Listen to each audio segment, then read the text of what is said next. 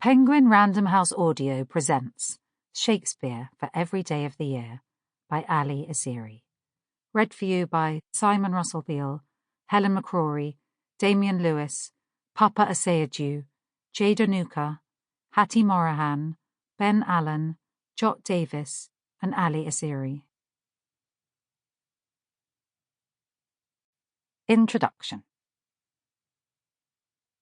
O God, methinks it were a happy life to be no better than a homely swain, to sit upon a hill, as I do now, to carve out dials quaintly point by point, thereby to see the minutes how they run.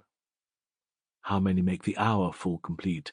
How many hours bring about the day? How many days will finish up the year? How many years a mortal man may live? From Henry VI, Part 3, Act 2, Scene 5. There have been surprisingly few anthologies of Shakespeare's work curated in recent years. Ted Hughes compiled a volume in 1971, just over 30 years after Cambridge scholar George Rylands published his acclaimed collection.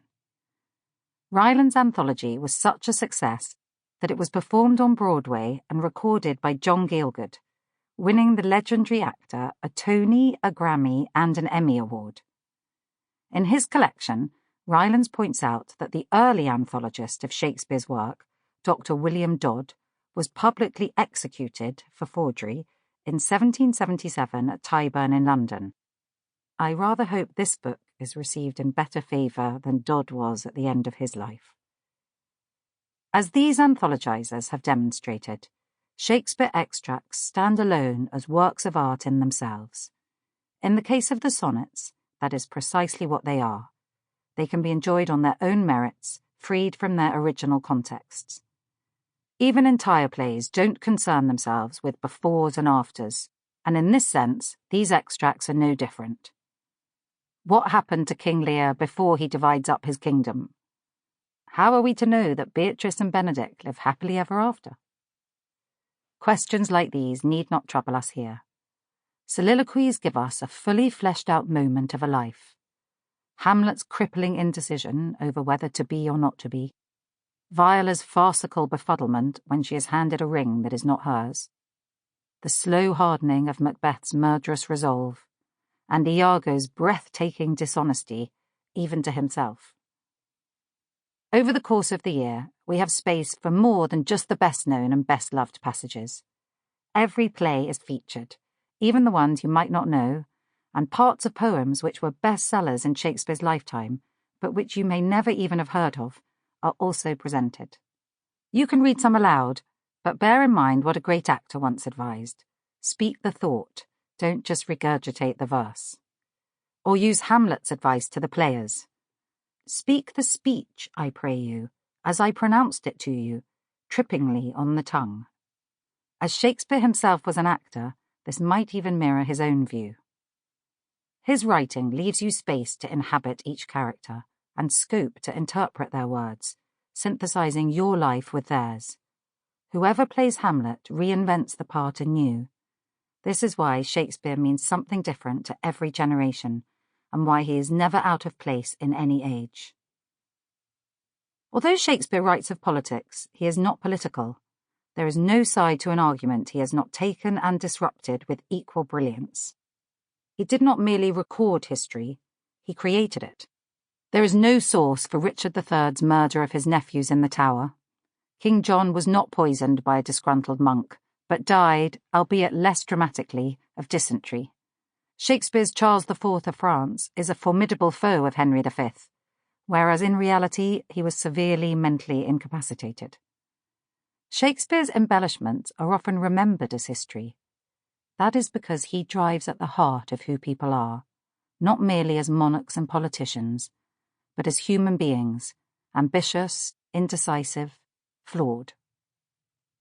Although there have been critics disdainful of his plays, for example Samuel Pepys, who said of Romeo and Juliet, "It is a play of itself the worst that I ever heard in my life," and T.S. Eliot on Titus Andronicus, one of the stupidest and uninspired plays ever written.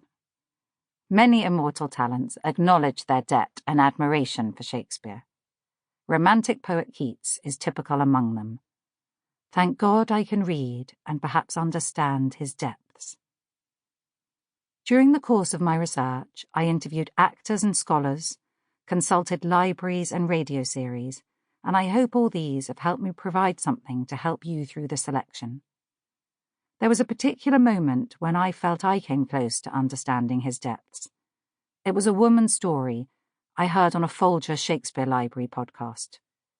She was a teenager at the Nazi concentration centre Theresienstadt, forced to dig a mass grave, and as she did so, a guard overheard her reciting Titania's words in Czech. He pulled her aside and said that he recognised the Shakespeare. He then told her to run away that night with her mother, as they were due to be executed the next day. Pretending to scold her, he yelled at her to go back to work. She and her mother escaped. She did not and could not know, but thought it was Shakespeare's words that jolted his humanity. William Shakespeare wrote at least 37 plays, 154 sonnets, and a handful of longer poems. 2 plays, Love's Labours 1 and Cardenio, appear to have been lost, and next to nothing is known about his life and personality.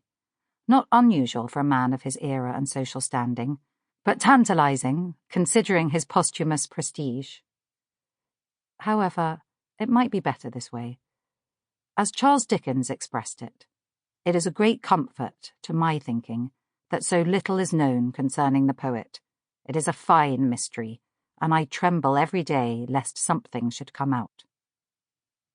Shakespeare's words sit neatly around a calendar, with the passing of time as one of his most common themes.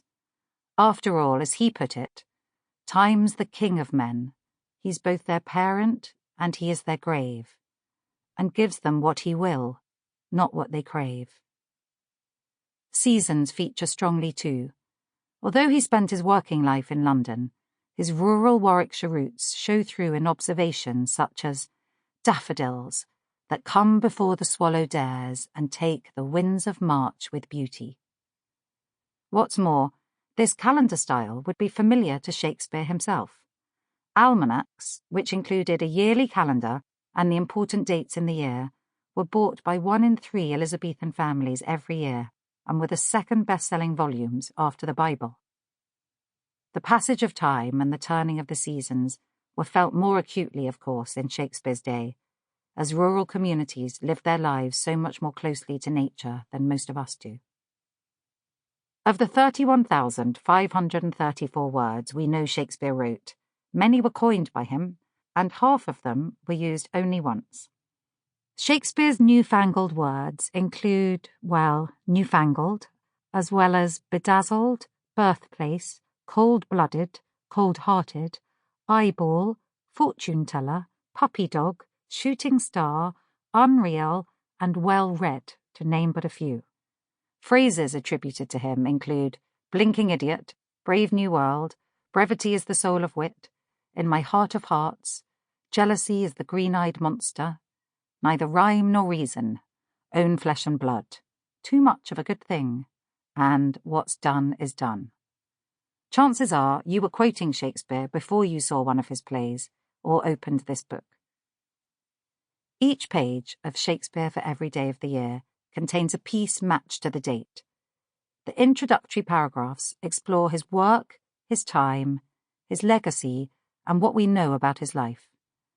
There's an entry around the date of the Oscars where we discover which of Shakespeare's plays have won Academy Awards, and others where we explore his exceptional writing of female characters. Learn about his only son Hamlet, who died aged 11. Speculate as to why he left his wife his second best bed. See how he became the first writer to amass a fortune, and how he practically never invented a plot. You can listen to it daily or dip in as you like.